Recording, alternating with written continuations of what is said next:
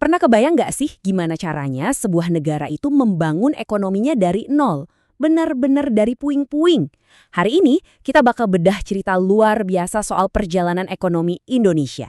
Dan ini bukan cuma soal angka atau grafik yang ngebosenin ya, tapi ini tuh cerita soal perjuangan, krisis, dan inovasi yang gila banget.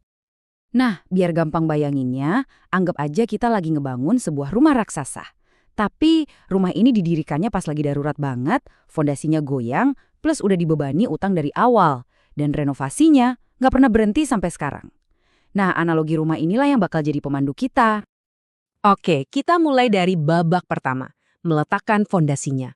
Bayangin deh, kita baru aja merdeka, semangat 45-nya lagi membara buat bangun rumah Indonesia. Tapi realitanya jauh dari indah. Dari hari pertama, fondasi yang kita coba bangun itu udah retak di mana-mana. Bener-bener dihantam badai dari segala arah. Masalah pertama, dan ini yang paling gede, utang warisan.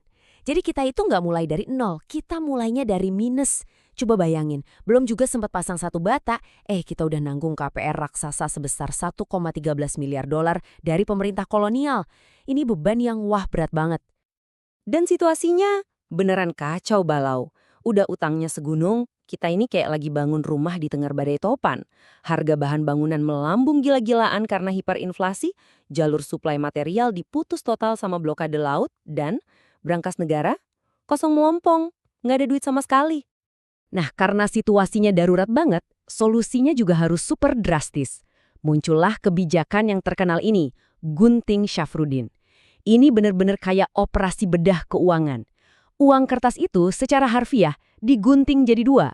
Tujuannya buat ngerem jumlah uang yang beredar dan menghentikan pendarahan ekonomi. Ya, emang langkah putus asa, tapi di saat itu, ini adalah langkah yang sangat berani. Oke, setelah fase bertahan hidup yang penuh gejolak itu, Indonesia akhirnya masuk ke babak baru. Sebut aja ini fase perombakan besar-besaran. Pembangunan rumah kita ini nggak lagi tambal sulam sana-sini, tapi udah mulai pakai cetak biru yang jauh lebih rapi dan terencana. Nah, biar gampang lihat perubahannya, timeline ini nunjukin 3 era arsitektur ekonomi kita. Kita mulai dari fondasi yang serba darurat di awal kemerdekaan, terus masuk ke era Orde Baru dengan cetak biru yang super terpusat, sampai akhirnya renovasi total setelah kena gempa besar di era reformasi.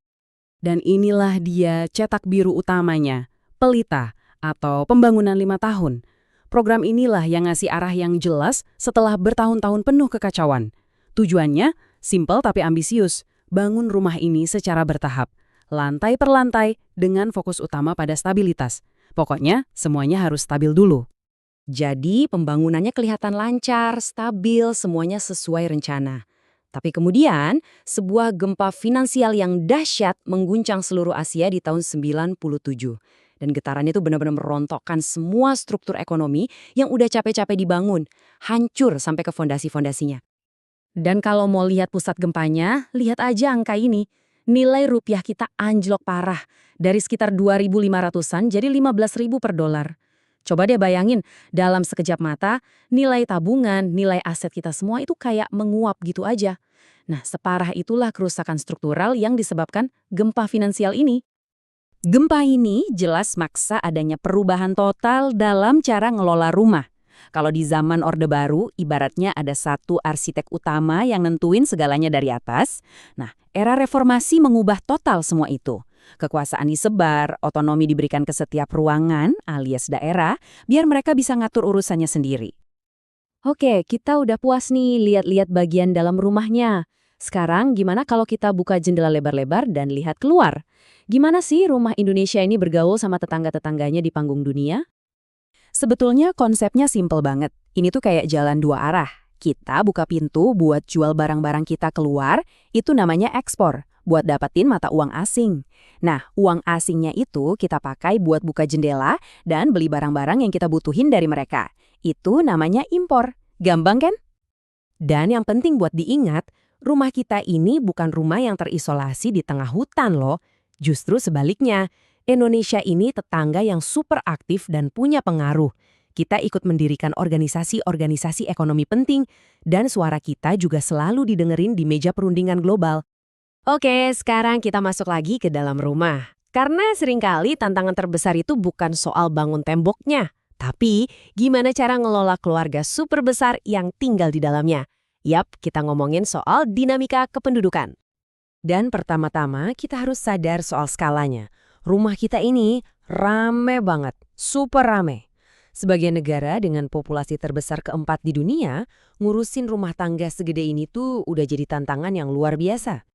Dan ini dia masalah utamanya. Sebagian besar anggota keluarga kita itu numpuk berdesak-desakan cuma di satu ruangan utama, Pulau Jawa. Bayangin deh, lebih dari setengah populasi tinggal di area yang luasnya nggak seberapa. Ini yang akhirnya menciptakan ketimpangan yang luar biasa, baik dari sisi sumber daya maupun pembangunan. Nah, punya populasi yang besar dan mayoritas muda ini tuh kayak pedang bermata dua. Di satu sisi, wah ini potensi bonus demografi yang luar biasa, tenaga kerja melimpah. Tapi di sisi lain, ini jadi tantangan raksasa. Gimana caranya kita bisa nyediain pendidikan yang bagus, lapangan kerja yang cukup, dan ruang hidup yang layak buat mereka semua. Pemerintah tentunya nggak tinggal diam. Ada beberapa strategi yang dijalankan. Ada transmigrasi yang intinya ngajak orang buat pindah ke ruangan-ruangan lain di rumah yang masih kosong. Terus ada program keluarga berencana atau KB, dan yang paling krusial, investasi besar-besaran di pendidikan buat ningkatin kualitas setiap penghuni rumah ini. Oke, jadi setelah semua perjalanan panjang ini, dari membangun fondasi sampai ngurusin penghuninya, gimana sih kondisi rumah kita sekarang? Yuk kita tarik kesimpulannya. Inilah intisari dari semua cerita kita. Dimulai dari fondasi yang penuh utang, lalu dibangun dengan cetak biru yang sistematis, selamat dari gempa finansial yang hampir merobohkannya, dan sekarang terus-menerus direnovasi dan disesuaikan. Kisah ekonomi Indonesia itu pada dasarnya adalah sebuah kisah epik tentang daya tahan dan kemampuan beradaptasi. Dan kita tutup pembahasan kali ini dengan sebuah pertanyaan untuk direnungkan. Seiring rumah nasional kita ini terus dihadapkan sama tantangan baru, kayak teknologi yang serba cepat dan keluarga yang makin besar, cetak biru macam apa lagi ya yang kita butuhkan selanjutnya? Gimana caranya kita bisa pastiin rumah ini bukan cuma kuat bertahan, tapi juga makin kokoh dan nyaman untuk generasi-generasi yang akan datang?